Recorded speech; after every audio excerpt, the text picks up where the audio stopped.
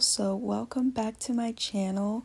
Today I'm going to be showing you how I made this woodland fairy or nature fairy themed junk journal, and I'm going to be showing you how you can make your own, especially if you haven't made one before. So there's going to be a couple of things that you need, and I broke them down into little categories, but I think that they're a great place to start if you're making one for the first time. And the first one is finding your digital kit. So on Etsy, there are lots of little digital kits of images to put in your journals, and I got this one off of Shein actually, but they have a lot of beautiful stationery, so this is where I found mine. But of course you can support some creators and buy a digital kit off of Etsy. This has so many beautiful images that are fairy themed. They have woodland creatures, they have fairies. It's just so it's just perfect for the theme. So I will be using this little kit, and I think kits are great to start with because they provide a starting point of inspiration. You don't feel like you have like no images and you're starting from scratch. Another thing that you will need are coffee or tea stain paper. Again, you can find these on Etsy. A lot of creators make coffee and tea stain paper to buy if you don't want to make your own. I have made my own here, but I have also purchased in the past. So it's up to you, but I think that coffee or tea stain paper really adds a rustic or nature element to the journal, so I think that it's a really good addition. The next thing you will need are flower, plant, or animal stickers, or all three. I think that these really liven the pages up and add to the theme, and they're pretty easy to find, whether it be on Etsy or a craft shop. They're pretty easy to find, and I think they're just perfect for the journal. So I'll be using those. And what I'm going to be using for the cover is craft paper. You can use whatever paper you'd like. You can use a themed scrapbook paper, a wallpaper, a decorating paper. It's essentially up to you. I'm just using craft paper because I really love this brown, and I think this brown will be really nice for the theme. The other things you'll need are basic bookbinding tools like needles and awls. You'll need waxed thread or regular thread if you desire, scissors, glue, all those sorts of things. So let's get started. So for my journals, I always put together the signatures first so that I know how big to make my cover. So I've got these beautiful pages from this digital kit, and it's about 20 pages. So this is going to be a pretty hefty journal. I just have some of these beautiful papers, and I'm going to cut down all of my coffee stain paper so that I have some pages just for journaling.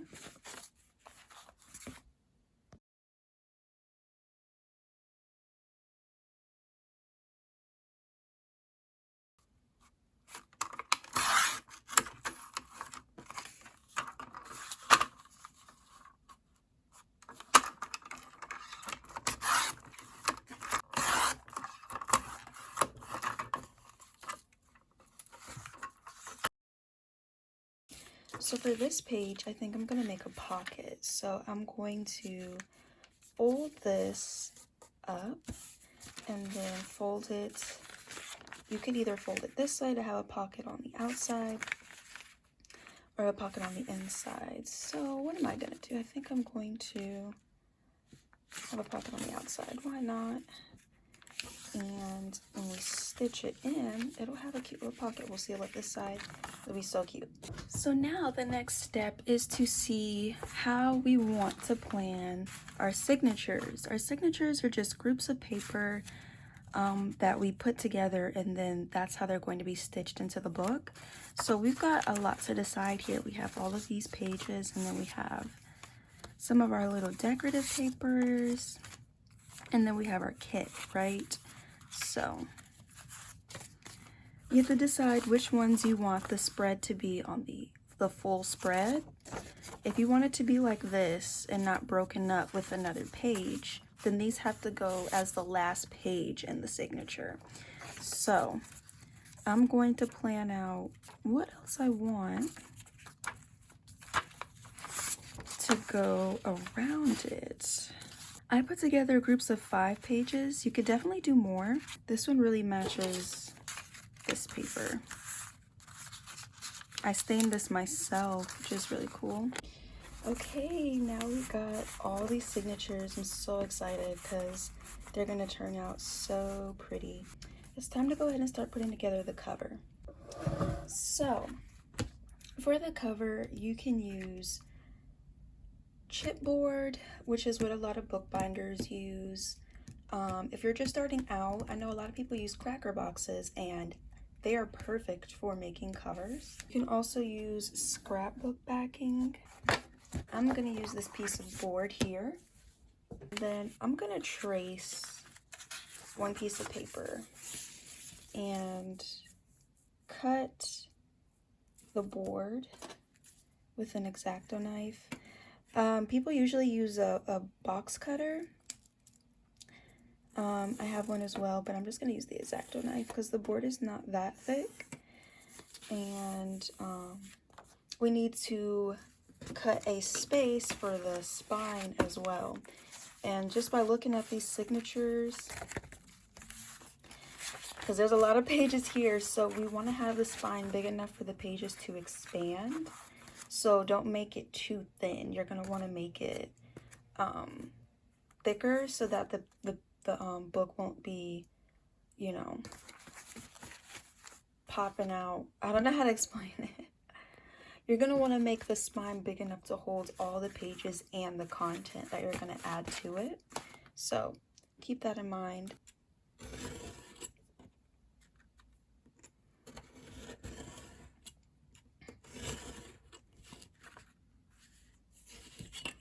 I'm going to cut it. Oh! Okay, so I almost made a mistake here, but you're actually going to want to cut a little bigger than the signature. So I usually leave some extra space at the top and the bottom. And this is how you, I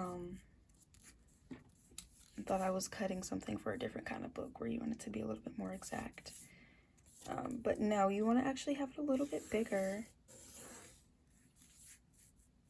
so that the pages are kind of protected by the cover. So I almost made a mistake there, but that's okay. There we go. So that's going to be one side. So we have our covers, and now we need the spine. So I'm just going to mark that so that the spine is also as long as the covers. So what I usually do is I will hold these pages together and just kind of place it and see like how I want them to be on the book. So I kind of want them to naturally just rest like this. So I'll just mark.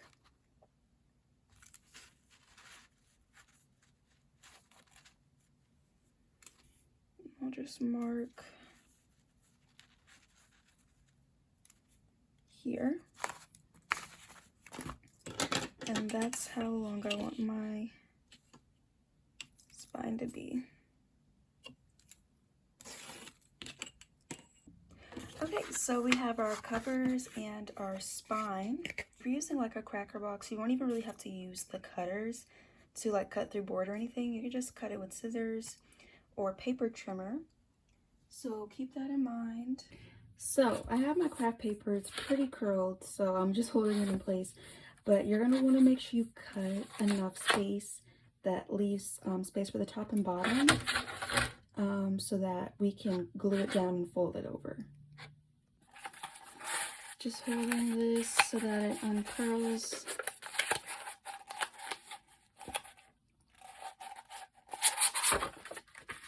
It's gonna be a little bent up, but I don't think it's going to matter when we glue it.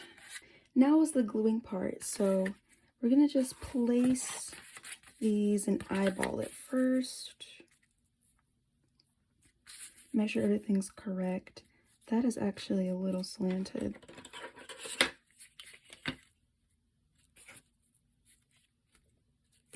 You'll see you gotta check and make sure everything is ready to be glued. So I'm gonna fix that. And now it's time to glue. So people use all different kinds of glues, but I like to use the PVA professional quality archival glue. You're gonna get a brush. You want to use a brush that's not quality, but a brush that's, they make brushes just for glue, but get a brush you don't care about too much and just spread that glue pretty well onto the board. You want to get all the corners.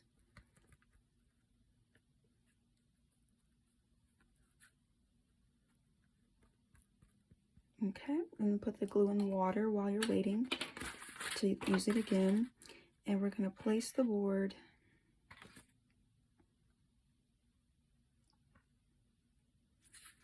on here. And I just wipe up any excess. And you want to make sure you have enough space for the other parts, which we do. And you want to turn it over and get your bone folder and smooth it. Smooth all the corners.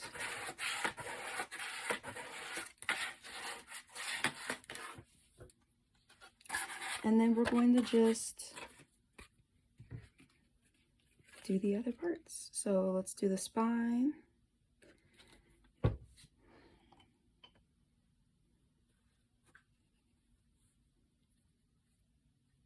And there are spacers for this that exist to know how far away to have your spine from your cover.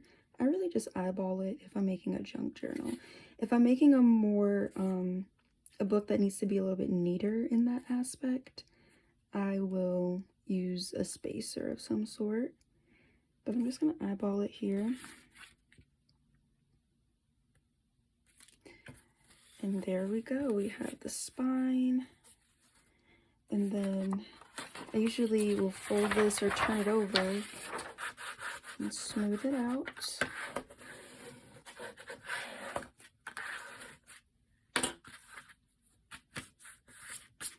All right. And then the last board. So I'm going to go ahead and do this and then get back to you. So now I'm going to trim this so that it's more of a straight line. Sorry for the light change. And I'm going to trim this side as well. You don't want to trim it too much. I think I might have trimmed it too much, but I know how to fix that. And then you kind of just want them to be equal, so I'm going to trim that a little bit. And then you're going to trim the corners. So you don't want to trim too close to the edge because then your board will be exposed. So don't do that. I trimmed too much, but we'll see how it goes.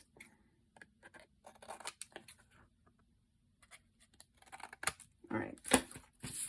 So now we're going to glue these sides down over the board.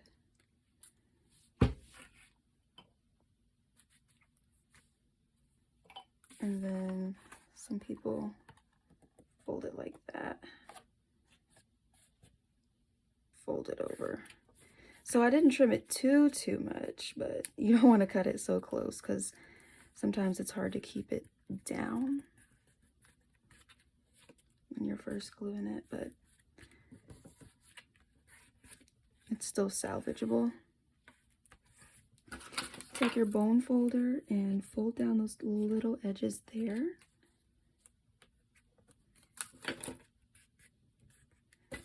Fold in the creases. Get it used to being folded. Get out any little bubbles. And that is how you start to fix the cover. I'm just going to repeat the same thing on all sides. So this is what I'm using as my end paper. This is going to go on the inside of the cover. I'm going to put it in here and then I'm going to paint brown over it. So I hope that that ages it a little.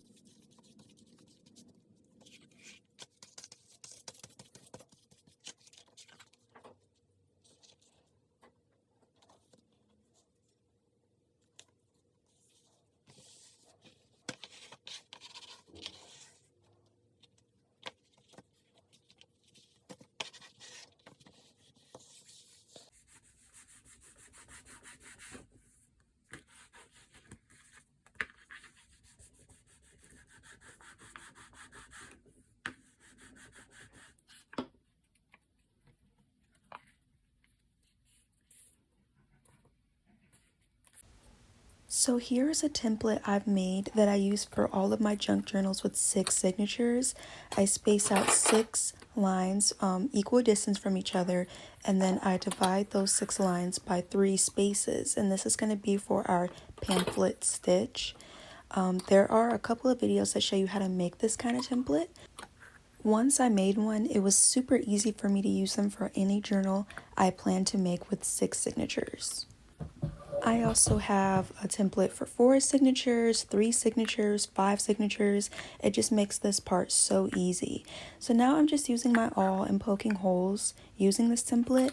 And if it's a thick board, you're going to have to widen the holes a little bit after making that initial poke. And that's what I'm doing here.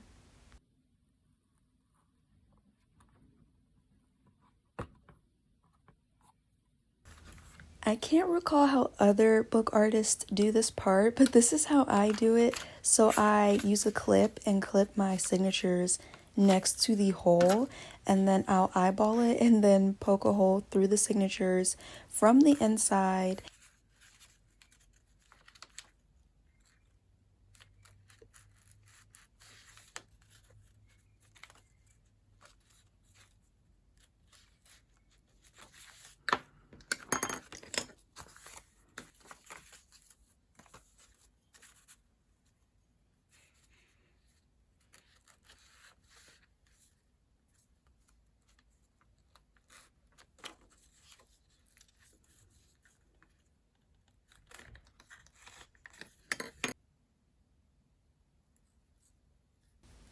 So now I'm going to do a pamphlet stitch, and it's super easy. It may look like it's complex or a little bit daunting, but it is so easy to do. I learned this from Joanna Clow, I believe that's her name, and I also learned it in a bookbinding class. So once I realized, oh, this is actually quite simple, I started to do more pamphlet stitch journals. So now I have all of my signatures stitched in, and I use this twine because I thought it would be really nice for the theme. And now we're just going to see how we can embellish our pages a little. So I have a couple of things here. These are just little things that I can add to my journal. Now, of course, these aren't mandatory because we already have so many beautiful pages. And we have our cover, our pocket, but this is if you want to add more life to it. So as I mentioned, the animal, flower, and plant stickers are really going to come in handy, and I also have these as well. So I'm going to be putting some of these and these stickers in the journal. And then I have these foil butterflies that I think I'll add somehow. And then I just have some tags that I made myself. These are super easy to make. Just cut out a rectangle, cut off the corners, and hole punch it. I use this little tool to round the corners. And then you've got tags. And then I'm making this little fold out. These are super easy to make, and then you can make them with the scraps from the pages you cut off when you were cutting them down to size. So there's a couple things you could do here, and I just have some other tea stained and coffee stained papers and just little things that I save from whatever. I'm not sure where I found that, but I saved it. And then of course, if you have any extra things like really decorative pretty papers, you can add those as well. So I'm just going to flip through this journal and see where I want to add pockets and stickers and things like that. Another thing I forgot to mention are washi tapes. So these are super easy to find in any craft store or on Etsy, and I'm just going to be using these 3 because I think they fit the theme very well.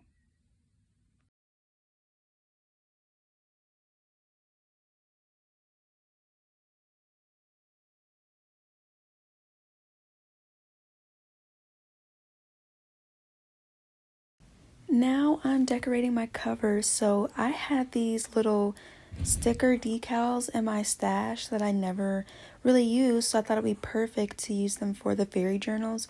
Of course, you can leave it blank, you can draw on your cover, you can do so many things. You can make a stamp, There's so many things you can do with your cover, so it's up to you. I'm just gonna put this little sticker on there, and I cut it in half so I had like 2 strips of it, and I'm just gonna glue it on the front.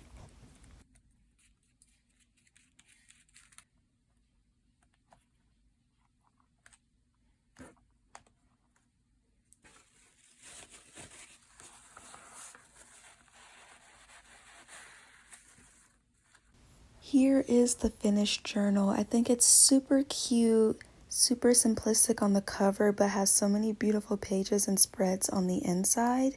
I'm going to further embellish this journal, and if you're interested in seeing what else I do, I will be posting a flip through for it, but this is just to get you started and get some inspiration going and give some ideas on how you can approach this type of project. So thanks so much for watching. If you're interested in what else I do to embellish the journal, stay tuned for my next video.